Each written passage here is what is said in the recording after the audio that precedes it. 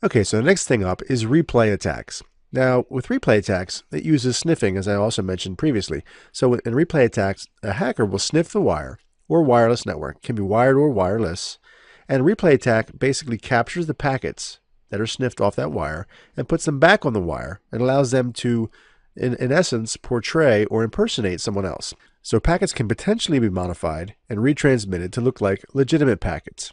All right, so sequencing will help mitigate the effectiveness of this type of attack, so that they have to come in a certain sequence. You can add tokens to that packet capture or to that packet exchange as well. So there's additional things you can add into that mix to help mitigate replay attacks.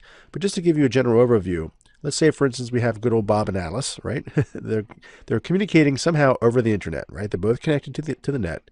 They want to exchange information, so they start a communication session.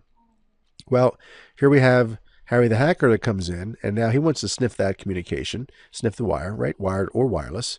And if he's able to actually pull the packets that Bob is sending off the wire, he can then retransmit them to Alice and actually impersonate Bob and communicate back and forth with Alice. The same thing could happen as if Bob is logging into a server and he happens to capture that information. He can then go back to that server impersonating Bob with Bob's credentials, potentially, and have access to that server as well.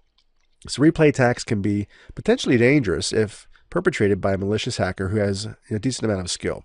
So something to keep in mind, and adding in, like I said, sequencing or tokens or some other way of adding additional checkpoints within that communication stream will help mitigate those replay attacks.